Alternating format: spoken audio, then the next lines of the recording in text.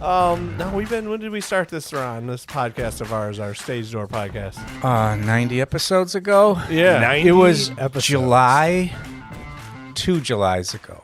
Yeah. Year and a half. Every week we have pumped out an episode. Yeah. Yeah. Since then. Going strong. I listened to a few today. I listened to three familiar names I've been lucky enough to cross paths with. And Yeah? Do you remember their names? I do. In the Toledo theater scene, Paul Causman, Oh, I know. Elizabeth Cottle, and Jeff Albright. All right. So you didn't. Okay. Well, those are heavy hitters. Yeah, you went for the big ones then. Yeah. Yeah, I probably didn't appreciate their stature within the community when I first met them. So it's probably good I didn't know. Oh, yeah. That way you didn't go in all doughy-eyed and stuff. Right. Yeah. But so did you learn quite a bit from those 3 podcast episodes? Like, oh, I know more about them than I should, or? I did actually. Yeah, I learned a lot about Elizabeth, a lot that I'd known in getting to know her personally, but more about ACT actually from Jeff. And my cousin-in-law, who I met through theater, her name's Marissa Rex, who Jeff references in that episode, is a part of that. Maybe we need to re-air Jeff's episode. Maybe Okay. that's the episode we air next week or something. Because we haven't touched base with them. He needs to much. definitely come back on again. Yeah, I think Yeah. him personally, though. We have had ACT on. We have had Actors Collaborative on when they were talking about the show with goats in it. Do you remember what that show was? I don't either. Nobody knows. But the director came on and talked about that. So that was ACT. But we got to get Jeff back on again. We haven't had him on since he was like the 3rd episode of the show. Oh, was it that? Okay. It was early. Yeah, Paul came on early also to break down what the Toledo rep was all about. And he's been on since because Christmas Carol. Right. You know, and then Elizabeth was on just the one time, but she's kind of a special person out there doing it and making things happen. So, all right. So we are Stage Door, a theater podcast hosted by a couple of regular guys.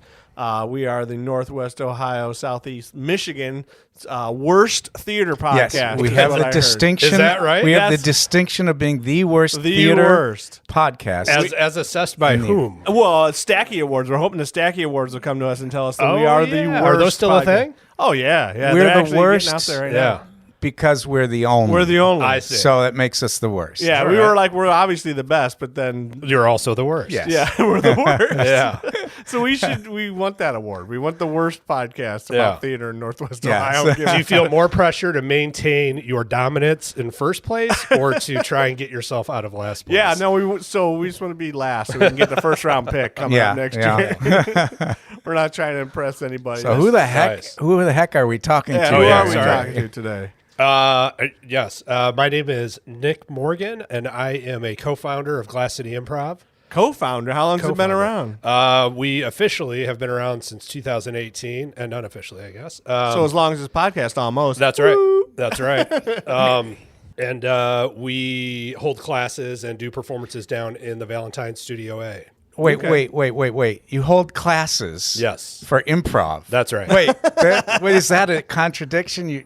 You can actually teach and get better at it? You learn it, or are you naturally funny? Well, both. Yeah, Both. I so don't that's think a, so. That's a He's yes been on to here all for of how it. long? And Yeah. I haven't laughed once anything he said. Yes to both of those things. You absolutely can get better at improvising through practice and with some guidance and some feedback and Like anything else, right? yeah, If you practice it, you know what to expect. That's why they have. Yeah. That's why they have practice in sports too, because you never know what's going to happen, and maybe this will happen. Right. And if this happens, Right. you'll be ready for it. Is that pretty much what it's like on the stage then too? I would say that's a pretty good comparison is sports because We have a lot of sports listeners on this podcast. Yeah. So. Well, there's a few different types of improv. There's short form improv, which most people are probably familiar with through Whose Line Is It Anyway? Oh, is that what that is? Yeah. Okay. So that would be considered short form, meaning they're games that have a little bit of a structure to them or a gimmick to it. I don't know if you've ever seen Whose Line. I did. They just randomly give points for no reason. The points don't matter. Yeah, Yeah. yeah. A concept we stole for our monthly show. But again, they're sort of self-contained games that last a few minutes, and there's some structure to them, or again, a gimmick to the game. And then there's long-form improv where an ensemble will be on stage. Could be 2 people, could be 5, could be 7. One suggestion, and then go for 20 minutes to an hour Suggestion. of just a string of scenes that are improvised and may or may not be related. What do you mean suggestion? Is it like coffee talk on Saturday Night Live? Pea is a peanut's neither a pea nor a nut. Think about Discuss. that. Is that what you do? Yeah, is that what it's about? Well, we would just go to the audience and say, and ask for a suggestion. Sometimes it's as broad as, can we have a suggestion of anything at all? Sometimes it's, what are 3 items in your trunk right now? Or what was the last thing you overheard somebody say at work that, was of little consequence? Oh my gosh. A random line of go on forever. And anything just to, But and I think there's go ahead. what you said, you could go on for an hour. Sure. Yeah. They give you a suggestion. Yeah. If we're talking about what the ensemble goes on for an hour about this I could talk an Yeah. hour about Yeah, things that that's people at true. work say that aren't worth anything. Right. So Well, and that actually alludes to what I was going to touch on is, so the suggestion is just the starting point. Okay. It doesn't mean you have to do 60 brilliant minutes on chicken noodle soup or whatever the suggestion might be. It's that's your starting point. That acts as your inspiration for the first scene, first line of dialogue, whatever it might be. And then from there, as a group, you're building a show. we already kind of tried to sabotage you, and you had to improvise already because our With the microphone was falling. I had a little impotent microphone. It kept did. falling and falling and falling. And see how you would react. Yes, that it was a test. intentional. That was a It was test. a test. He improved through You it. got it up. You got up just in time to fix it because it was about to go in the fireplace. And that was improv right there. Yeah. Hey, we are improv. Yeah, we you do, acted Well, like that's nothing was it. happening. Yeah, exactly. Right. 'cause we don't know what we're doing, and Right. we go an hour. This is my entire attitude when it comes to Yeah. the podcast is as little as I know, the better, because then I can sit there and just talk about it and ask questions. On the other hand, we're doing a podcast about improv, and I Yes. have 2 pages of research. Oh, I'm not going to improv. I've got questions. yes. I've got. well, fire away. Fire So you away said, at any time. You said a monthly. The monthly. Yes. What is that? The monthly is our final Friday of the month show that we do at the studio. It's myself and the 2 other co-founders, Diana DePasqale and Erin Kanary. We do a long-form improv piece as a part of the second half of the show. The first half, we have 6 guest improvisers, which is comprised of people that have come through our classes. So all local. Every once in a while, we'll have an out-of-town guest join us. But all local people that started taking our classes maybe as early as 2017, back at the Rep, when we started having classes, or who are in classes currently with us. So you do a show every month. Every final Friday of the month, yeah. At the Valentine, where is it? It's in the Studio A space at the Valentine. So it's Okay. their black box theater. An audience can come and. Audience can buy tickets online. They're $10. It's not a show without an audience, man. That's right. It's No, just a that's true. rehearsal then. Yeah. Then you're just playing make believe. But wait, you don't rehearse. Is there such a thing as rehearsal in improv? Practicing. I mean, there's practice, right? So you can get together and, we have 3 levels of classes that run 8 weeks apiece, and there's a lot to cover, surprisingly. A lot of it is getting up, improvising a scene with a fellow scene partner or 2 or 3, and then getting feedback about the scene. Like, okay, what worked? What were some of the choices we made that worked?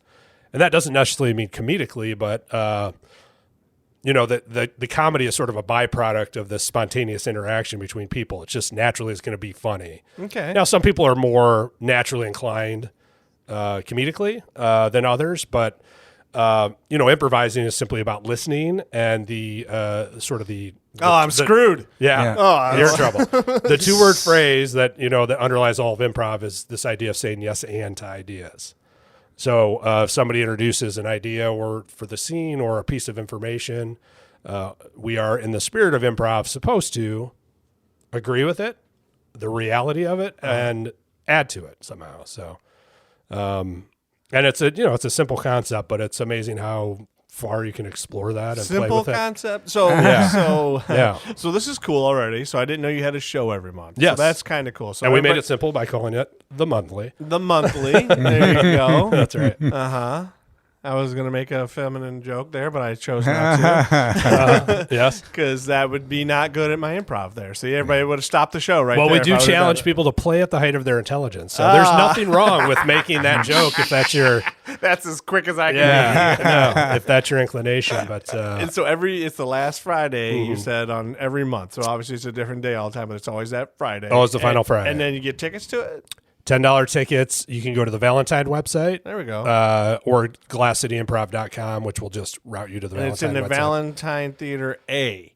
Studio A. Studio A, okay, Yeah. which is a small studio. Yeah, it's Smaller, a black obviously. box space, they call it. It currently seats 74. Pre-COVID, It was capacity of about 96. And they did some rearranging of seats to be able to bring people back into the theater and comply with. You're still doing that with the COVID compliance thing. Yeah, we're back in there. We got back in earlier this year, so I didn't know they were still doing the COVID compliance. yeah, they're. I don't think they're under any strict rules unless the county goes to a certain level, but we haven't reverted to the previous seating, so we're still at the reduced. So capacity. as a founding member of this group, question for you here. Yeah. Improv, what is what is the point? When did this come? What is going on here? Why is there improv? Yeah. Why is it all just written for everybody? We're lazy. We are It's cheating. We're very ambitious artists who are incredibly lazy in practice. So It's cheating. yeah, you just show up and Just show up. Yeah, there's it's a great question, and it's I think there are a lot of people who get dragged to an improv show, sort of against their will, go check one out. Who don't like it. They just don't enjoy it, even if it's good. I think people that come to our shows, when we have really good shows, not only do they laugh a lot and it's funny, but I think underneath that is they're having a lot of fun. Like you're a part of what's happening on stage because we're getting suggestions from the audience. There's a lot of audience interaction with the host. Because it's all spontaneous, it is the epitome of, well, you had to be there to understand why that was funny, because without the context of what was happening in the show, it won't make any sense. And am I also correct in thinking that this was just a skill and a technique that was developed or needed for the real world, like I would say, like for the average, normal, standard theater? Because I've seen enough improv on stage where people drop lines to wonder if that is the case. That's a great question. So the roots in the U.S., and I think this is probably originally a U.S. art form or an American art form. I don't know if that's true. Because we're lazy. Yeah, we're lazy. We're an efficient people. It was created by a woman named Viola Spolin in Chicago for kids. They were kids' theater games. They were improvised theater games, and it was at risk youth in Chicago back in like the 20s or 30s, maybe. Oh, okay. Yeah, I may be wrong. It may have been even earlier, but that was the origin to it. And some theater folks in Chicago sort of latched onto these games and started to play with it as a performance art form in front of an audience. Interesting. Yeah, and that was the Compass Players at the University of Chicago, which became the Second City in Chicago. And the Second City is like... Heard of Second City. I've heard of Second City. They're like Saturday Night Live people and everybody, all kind of like big-time comedians have come out of that area. Yeah. Interesting. So that's where I started my classes in Chicago, was at the Second City. Wow. I moved there for an accounting job out of college, and I signed up for an improv class. And Really? yeah, that's how I got What started. in the world? How did that happen? Accounting job people are not very A exciting. funny accountant. Yeah. There was Bob Newhart, who was actually successful as a comedian. Bob Newhart was an accountant? Yeah, he was. He was an accountant. See, he just plays that straight accountant, so that makes sense to me, I guess. He could just continue that. I'm an accountant, but I say funny crap once in a while. Yeah, he's so dry. Yeah, he really is. And so that's what took me there. And I had heard of the Second City. I knew of it, and I always had the itch to try something on stage. I did one theater class in college just to fulfill a communications requirement, but I deep down, loved it. Really enjoyed the class, and just never had the balls to try either a class or audition for a show or anything like that. Can you say balls on this podcast? Can I? No. Actually, I was wondering because I think I heard Causman get bleeped once. No, it's okay. I should have asked. Is that okay? To say balls? Yeah. Okay. Yeah, half the world has them. That's fine. That's right. Why just don't ignore certain things? We'll pepper the conversation with as many balls as Do you possible. get a lot of people that are like, this is their first time doing anything, or Yes. how about there is. Even anything? No theater experience? No theater experience whatsoever. This is their first endeavor into it. And at the end of our 8-week class sessions, the classes do a class showcase on stage. Oh my gosh. So they perform in front of an audience, and yes, 25, 30, 50, 60-year-old Toledoans who are taking the class. Ask next was how they many get on of stage. them are like, I've never done this, and I'm 55 years old, and let's just do this. Yep. Yeah, we get a lot of people like that, and they fall in love with it. No script, no book, just so you can just do it. Nothing. Oh, that's kind of got a great appeal to it, though. Yeah. Because what's the commitment schedule to something like this? If you take a class, it's once a week for 2.5 hours. Okay. Yeah. So, but it's not like you have to take tech week off. Nope. And, off of work. No. Because it's cheating. tech week. Yeah. It's too easy. There are no lines to learn. It's not like real theater. I'm kidding. But like 4 days a week, though, on your rehearsals for 3 hours apiece. Yeah, no. People, actors who do real theater can benefit from improv. Absolutely. Yeah, absolutely. Says you, why? I think the real challenge in acting, at least I can speak personally from my limited experience in a few plays, is, reacting in a spontaneous way on stage can be tough when you hear the same lines over and over. So I think improv encourages you to do a little more exploring on stage, take some risks, try some things out during the rehearsal process, and just dig deeper and make discoveries. Did you feel any pressure when you came onto this podcast to be funny? Yeah. Be good? Oh, yeah. Because, you're an improv person. Always. You should be able to totally kick just- And I always disappoint. Okay, I let go of that, but I know.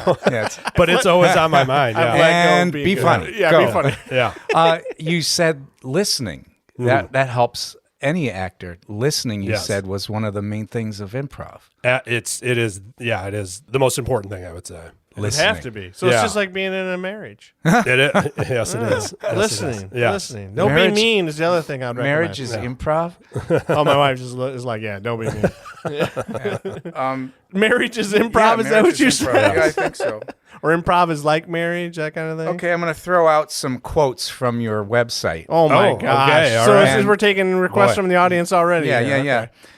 Someone on your website, this is a quote, said, "The value of improv goes far beyond the stage." Yeah, they're wrong. They don't understand. Next. No, that is absolutely true. The things that we're learning and reinforcing it. So improv is the scariest thing you can do without any real consequences. Okay. I think people are incredibly nervous when they come to their first class, but there's nobody can get hurt. It's, you feel like you're taking a huge risk, but you're really not. And there are things you can glean from improv and apply to anything in life in terms of your own confidence, your ability to think on your feet. And I don't know that going to an improv class teaches you how to do that. I think it helps you discover your ability to do that, and then makes you feel a little more confident in that ability. Yeah, because You know we're what I mean? animals. We're animals, and what we do is we have a natural fear, and it's a fight or flight type thing, and every time the little anxiety kicks in. So you said it's more like improv for real life. It's kind of like getting called into your boss's office when you didn't know you were just going to show up to work that day, and she said, "Hey, come down to my office," and you're like, "Oh God, why? What's going on here?"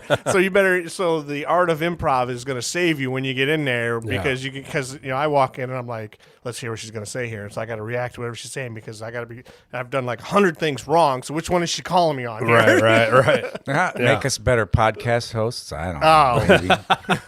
Maybe. Okay, here's another quote. Making a fool of yourself with other people is kind of fun. Yeah, I would say it's very fun. It's very fun. Very fun. It's that's, I think, another practical benefit to this is it's therapeutic. Yeah. It's absolutely therapeutic. When we're kids, we have no problem playing make-believe for hours with friends and getting up in front of a room full of people and dancing, and those types of that we are a little more perhaps timid to do as we grow up. Yeah, you're very sure of yourself when you're 7 years old. Then you become a teenager and everybody's judging you. Yes. Yeah, and everybody, turtles to some extent. But yes, the making of, and that's, I think the fun of it is improv shows are a lot of fun when people are up there absolutely killing it and taking risks, and they're paying off, and they're almost equally as fun, if not more fun, when people are taking risks and failing. Just bombing, looking like total Nimrods up there. You know, it's so fun to watch somebody get, you know, maybe forced into, not forced, but if you're yes-anding. I like the word forced. Yeah, if you're yes-anding in a scene and, like, you know, you're in a scene with two people and they're both speaking with British accents and they refer to you as their son or daughter, then it's like, well, I can deny that thing, that the gift they just gave me and information is they're English. We're in the English countryside. It's Christmas time. I'm their child. I would probably have a British accent too. Well, if I'm not very good at that, have fun with being terrible at that. Yeah, adopt that. Adopt that Ugandan and the audience accent eats that stuff up because they can. It's just those moments to me are the most fun in this. So. You get all hello, governor. Yeah, exactly. And you kind of answered these. You already spoke about this quote, but it's terrifying made me a better actor, and I learned to trust more. But you've already touched on all of those things. Yeah, I think that's what would make me a pretty good improver because I don't care about stuff. I could be. You have the gift of the Blarney there. Yeah, I've given up on like lots of stuff. Yeah.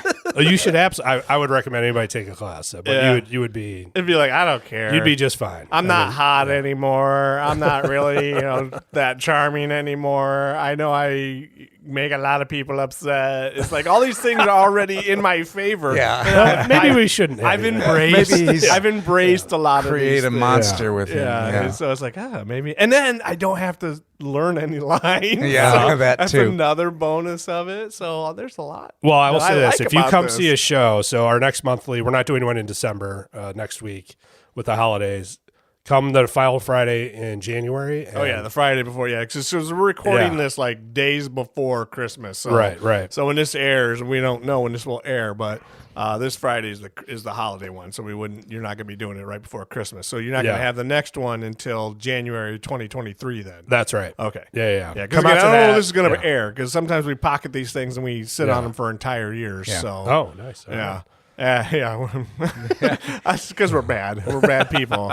And it also said on your website, it's not just about being funny. It's about making your partners better or supporting your partners. This is marriage. Yeah. It is. It really is. That's a huge component that is probably one of the most challenging things to do in improv is to make somebody else better who has no talent at all. Yes. Well, that is. I do it all the time. Yeah. Set someone up so they can do something funny or a joke. I laugh at my own joke. And it's more about supporting their choice they've made or sort of feeding, whatever choice they've made. Like it's the simplest sort of example of comedy that sort of universal that everybody knows is the idea of somebody stepping on the rake and it hits them in the face, right? Okay. Step on the rake, slams you in the face. Mm-hmm.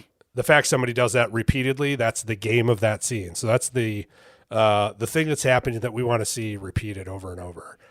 So we would call that the game of the scene. Now, to make the comparison to a scene partner, now this is an inanimate object, the rake, but if the scene partner, or in this case the rake, wasn't willingly laying back down on the ground for us to step on it again, then it wouldn't work. It wouldn't be as funny. So that, somebody you have to be a rake. You have so in a sense, you have to be the rake in the sense you have to be willing to lay back down to let your scene partner shine again and step on you. So that's a huge metaphor wrap around there. I was going to go with I didn't know where I was going with that. I was going to go with the moose one. Like if your partner says they're in love with a moose, you go along with that and talk about the moose relationship. Oh, and even better. I mean, you've like I've got a moose in my car.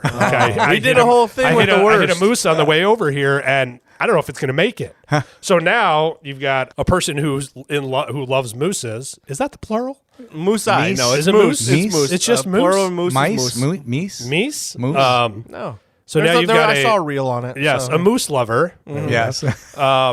Who you can talk about how much this person loves the moose. Is a moose lover. And how their father's a bigot towards moose. That's right. Yeah. But he's never going to be except you and that moose in his life. The next natural scene is taking the moose home for dinner, right? See? I'm good at this crap, man. And you see the anti-moose father. Yeah. He's always wears the hood with the antlers on it. It's but that's supporting that person's thing. Like, if they love a moose, then, okay, let's help them show us how much they love this moose. Yes. And to do that, you could sit there and talk about it, sure, over coffee and tell me your story, or we can. It's a lot more fun to see stuff happening than to hear about things that have already happened, are happening in the future, or happening outside the scene. So to have an immediacy to it like that would be a lot of fun. So is it true you are the City Paper best improv group in Toledo? What? They're doing it. They're pulling a stage door with the worst. They're the only. Yes, you're the best and the worst. We're the best and the worst. You got wait a minute. How did that happen? There's a category for that. I guess. Is there a category? Seriously? No. Oh, okay. We were. I think last year we fell ball. Can I say balls again? Yeah.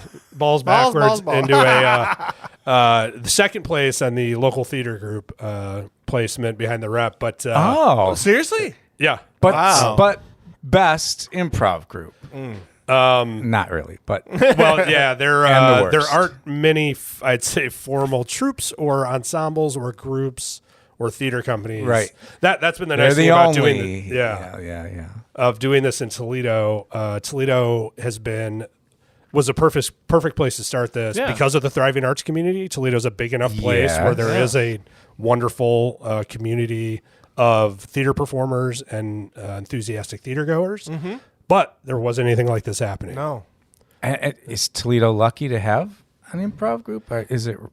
I suppose that. I'd refer you back to the quotes from our website. Yes. We are lucky to have. See, now I feel kind of jerky because I knew a good buddy of mine. He was doing it for a while. And he's like, "Oh, come to the show," and I just never got around to it. And then who was that? Hans Giller. Oh yeah, we know Hans, of course. Yeah. See, and Hans was one of our maybe in the first class we ever had at the rep. Really? One of the first. He was one of the first students we had. So what's that mean at the rep? So you had classes before that somewhere else and then at the rep, and then what do you mean? So the genesis of all this, I was on the board at the rep. Genesis. Is that a good word? Wow. Is that not a good word? No, it's good. It's good. Is that going to get bleeped out? No. We should support his use of Genesis. No, it's good. It's like the beginning and the Genesis. Yeah. They did that on Star Trek also. Yeah. The planet. Yeah, I'm a nerd. So, I got the look from my wife over there. Like, what a dork. The Star Trek reference. Yeah, Star Trek reference with the big L on her forehead. She said Sorry, it proudly. the genesis of your thing. Yes, of all this. So I was on the board at the rep as the treasurer. My accounting days. If you forgot you're a nerd. The funny about nerds. Here we go. Funny accounting. I wish I had asked if I wanted to teach.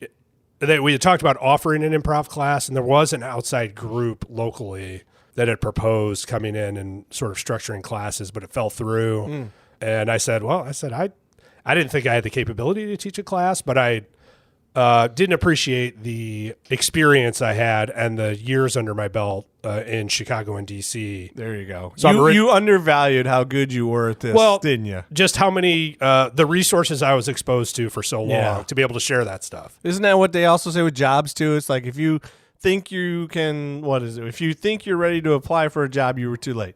That kind of thing. It's like you should have already applied a while ago because you probably were way qualified for this before you started doing it. Yeah, I would say that's right. Second City. I mean, come on. Mm-hmm. Yeah. I mean, I had when I took my classes there, to give you sort of a timeline too, my level 3 teacher was Keegan Michael Key. So I don't know if you're familiar with who he is, but of Key and Peele on Comedy Central. No way. Yeah. Key and Peele guy? Yeah. Yeah, so the one who didn't win an Oscar for directing, that was Jordan Peele. But Keegan, he's pretty good too. He was on stage at the Second City at the time, and they double his teachers. So anyway, so living in Chicago, having these great teachers, the nice thing about being at a place like that is you get to see a ton of improv. You can go any night of the week and see amazing improv, mediocre improv, bad improv, everything in between. But there's so much of it that you're just you learn a lot very quickly. Have that level of exposure. So all these beginners though you get in first time ever being doing any theater, there must be some real awkward stuff on stage. No, it's Is that when the crowd comes in and heckles? crowds are pretty friendly, especially for the class showcases. Boo! None of that happens? Because those are mostly family and friends. Okay, yeah. So it's just a lot of cringy faces. Like, Sounds like Hans was maybe happy you didn't come see it. Well, I think boos can be supportive. That's all I'm saying. Sometimes you need to hear that to get better. Boo! So here's the, now we move to the new part of our show where Holly, your wife, sends us a suggestion and we have to improv for another 15 minutes. Sure. No, I don't think I want to do She's that. not even paying attention right now. Dinosaur. You're a What dinosaur. did she say? Oh my! She said I heard vaginasaur. You are a Beautiful. See, so I would start off and it'd be vaginasaur. So this is already different, right? Okay. And I don't know how I would necessarily go with that. How do you go with that? I don't know. So I don't know. I'm done. See, I gave you the vaginasaur when I heard dinosaur, and I don't know if there's some sort of thing you can do with that to play off of that. Anything at all? You try. So I this am is a why we do fan. classes, right? So yeah, that's a brilliant idea. So part of being the teacher, mostly what I do is point out to people when they're doing something that's really amazing, and we want to see more of it. So if you hear I would love to see more if you hear that vaginasaur. suggestion So and you hear a vaginasaur, Crying out loud. we would just love to see you jump into your vaginasaur. however you would be a dinosaur and just let us know I'm a vaginasaur. And just, I don't know, start eating another dinosaur. See, that's where I might have a problem, though, Right. because then I would be like super offensive to everybody. Because I don't know how I would play a vaginasaur without offending half the people in the audience. Does that happen a lot? Sometimes, and I think you're underestimating yourself. I think you're capable of, in such a ridiculous idea of a vaginasaur. I would like those are. No, I they're would call just- those jokes. Like those are funny, but now like the scene has to be about something. Yeah. Like, but what's happening? What's going on today with these dinosaurs that we're watching? Right. Well, they probably came back from school. Yeah. Their sixth grade child has come back, and their sex education has been introduced into the school. So, And that's how they did it with all these. Children's book characters. yes, and that's how They're teaching sex ed. Brilliant. Wow. Brilliant. Yeah. And that's making a discovery, right? Yeah. Never 5 minutes ago, the idea of It was just dinosaur. teaching sex ed through inappropriately named dinosaurs wasn't a thing. Yeah. But because she said dinosaur and you heard vaginasaur, now all of a sudden we've taken a few more steps and discovered this brilliant idea. It's And incredible. what's wrong with my ears and brain that's what I heard? Yeah. Well, that's a whole separate podcast. So you'd be laying down on the couch and a professional would. Let me tell you gosh. what I hear every time my wife talks. Oh my gosh. But that's the fun of improv is these ideas that weren't a thing 5 minutes ago. All of a sudden, we have this really fun, funny idea. So He's gonna keep that one for the But you'll The see January- it in the January. Like, I thought January this was monthly. improvised. Like, nope, I just steal ideas. the January monthly. Sometimes you get a good pearl, you save it, right? Yeah, It's yeah, just like, Steal that one. Yeah. Yes. And that's also part of what maybe that's some of the stuff you teach is, hey, if these things occur, you might have something to play off of. And more practice, more practice. So when it happens on stage in a traditional show, you won't be hosed in that situation. Because I have seen some pretty impressive situations where things have gone wrong in a stage performance. And the persons or people on the stage, they have to roll with it. Right. And sometimes those can be some of the funniest parts of the show. Yeah. You know? Or the... at least the most entertaining, if not the funniest, like that. Yeah. Or sometimes fixing it all in general, so it wasn't funny at all, and nobody even noticed. Right. And I think that's extremely important because people do drop lines all the time. Oh, yeah. And people, you're either going to sit there, with a huge 2-minute awkward pause, or move on, man. Yeah. Move on, figure it out. Things happen, and theater isn't perfect. It's live. Move with it. So. I think that's even more challenging is to navigate a moment like that in a show where you have to get from point A to point B.